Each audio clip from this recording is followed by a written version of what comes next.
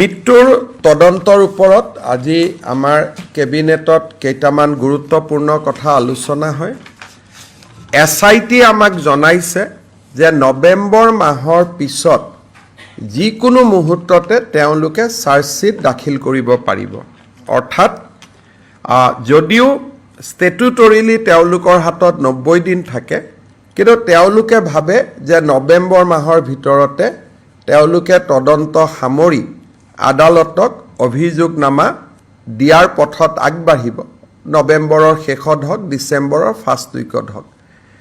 কেবিনেটে আজি গুৱাহাটী উচ্চ ন্যায়ালয়ৰ মুখ্য ন্যায়াধীশক এটা ৰিকুৱেষ্ট কৰিবৰ বাবে সিদ্ধান্ত গ্ৰহণ কৰে, যাতে এখন ফাষ্ট ট্ৰেক কোৰ্ট, যাতে ন্যায় প্ৰদানৰ প্ৰক্ৰিয়া খুব সোনকালে হ'ব পাৰে। কাৰণ মই দেখিছোঁ যে সকলোৱে জুবিন গাৰ্গৰ ন্যায় বিচাৰিছে, জাষ্টিছ ফৰ জুবিন গাৰ্গ বুলি কৈছে, আৰু ন্যায় আদালতে কৰে।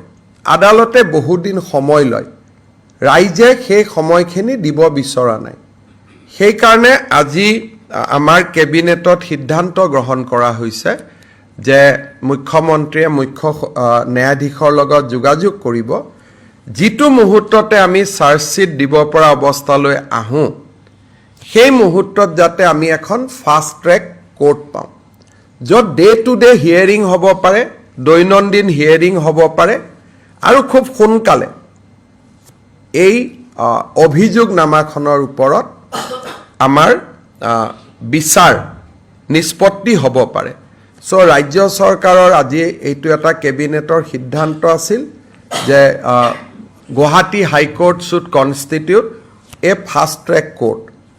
দ্বিতীয়তে, ৰাজ্য চৰকাৰে এইটো সিদ্ধান্ত গ্ৰহণ কৰিছে যে ৰাজ্যৰ মহা অধিবক্তাৰ লগত আলোচনা কৰি আমি এজন স্পেচিয়েল পাব্লিক প্ৰচিকিউটৰ দিম, যাৰ বেলেগ কোনো কাম নাথাকে। তেওঁ কোৰ্টত অভিযোগনামা দাখিল কৰাৰ পৰা গোচৰটো ৰায়দান নোহোৱালৈকে তেওঁ যাতে এই কামটোতে নিৰন্তৰভাৱে লাগি থাকিব পাৰে। সেইকাৰণে ৰাজ্য চৰকাৰৰ কেবিনেটে আজি এই ন্যায়ৰ প্ৰক্ৰিয়াক আগুৱাই লৈ যাবৰ বাবে এজন স্পেচিয়েল পাব্লিক প্ৰচিকিউটৰ আমি এপইণ্ট কৰাৰ বাবে সিদ্ধান্ত গ্ৰহণ কৰিছোঁ। নাম আমি ঠিক কৰা নাই, আমি ৰাজ্যৰ মহা অধিবক্তাগৰাকীৰ লগত আলোচনা কৰি আমি নামটো পৰৱৰ্তী সময়ত আপোনালোকক অৱগত কৰিব পাৰিম। গতিকে আমি যিখিনি কাম সদায় কৰোঁ, বা আমাৰ প্ৰত্যেকখন কেবিনেটতে আমি জাতি মাটিৰ কাৰণে আমি বহু সিদ্ধান্ত লওঁ, সেইবিলাক আছিলেই। তাৰ ওপৰত জুবিন গাৰ্গৰ আমাৰ দুৰ্ভাগ্যজনক মৃত্যু বা দুৰ্ঘটনা বা ষড়যন্ত্ৰমূলকভাৱে মৃত্যু, এই গোটেই দিশটো তদন্ত কৰাৰ ক্ষেত্ৰত আৰু ন্যায়ৰ প্ৰক্ৰিয়াটোক আগুৱাই লৈ যাবৰ বাবেও আজি কেবিনেটে এই সিদ্ধান্তকেইটি গ্ৰহণ কৰে।